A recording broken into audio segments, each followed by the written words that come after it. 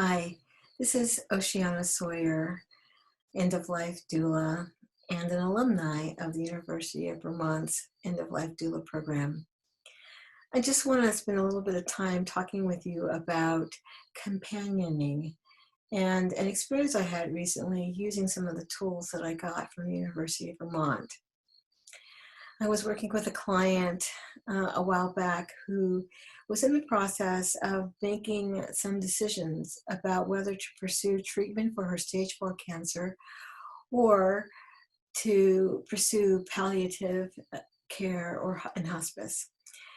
And she was pretty clear that she was kind of done and ready for her life to be over, but her family had a very different agenda for her. They really wanted her to keep fighting. So she wanted to arrange to have a conversation in a neutral space where she could really explore what her own desires were and balance those against the desires and needs of her family. So I arranged a time for us to have a 2-hour conversation via Zoom, because that's how things happen now in the time of coronavirus, they happen via Zoom. And before that meeting, I did a couple of things to prepare both of us. For her, first of all, I sent her some materials around what are some decision points around pursuing treatment or palliative care versus palliative care.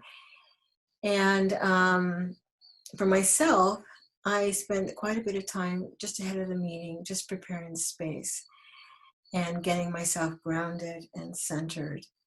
And pretty much how I do that is I spend a little time just taking some deep breaths and feeling my body and getting grounded.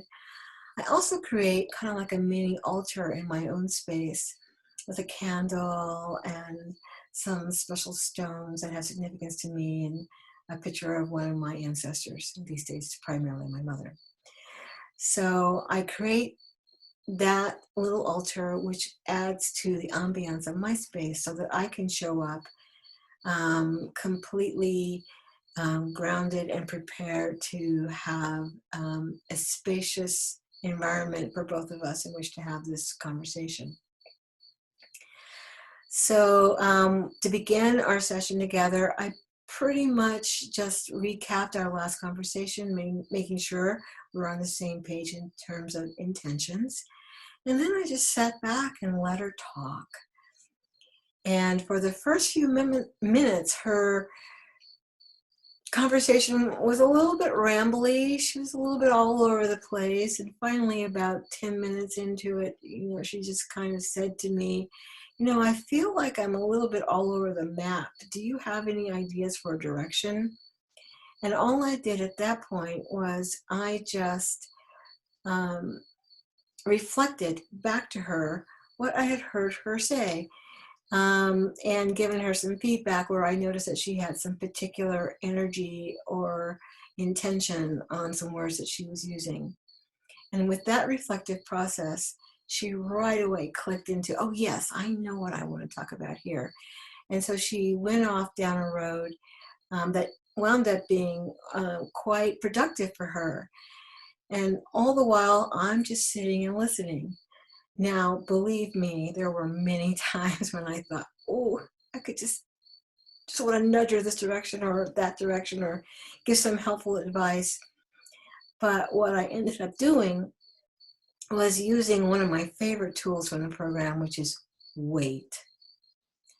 Why am I talking?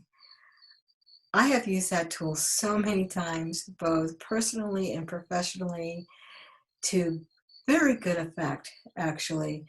So I would catch myself wanting to add in my 2 cents, and then I would remember wait.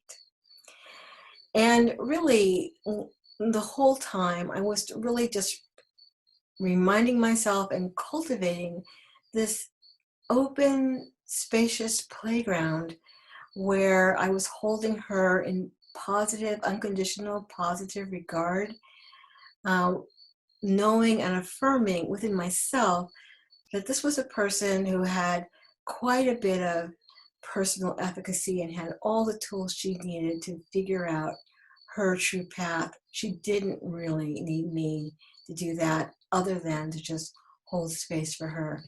And that's what I did. And she wound up in a in conclusion, in a spot where neither one of us could have possibly imagined that she would be. It was a completely new um, space and time in the conversation of options. It was completely different than anything we had been talking about previously, and it was really quite glorious. Actually, I was inspired by where she landed with it all, and the whole process just sort of reaffirmed my knowing and commitment to just hold space for people, and they will go wherever it is that they need to go. And all that I really have to do is just walk beside them. At the end of that conversation, I just pretty much summarized the journey she had taken. I probably offered, in response to her questions, a couple of ideas about after death care, and that was pretty much it. I really enjoyed the space as a doula to just be in wonder at where this powerful human being was going to go in their journey. And it was really a pleasure to watch and be with. So that's what I know about, or my experience about companioning. And I hope you guys wish you the best of luck and hope you're having a great time in the program.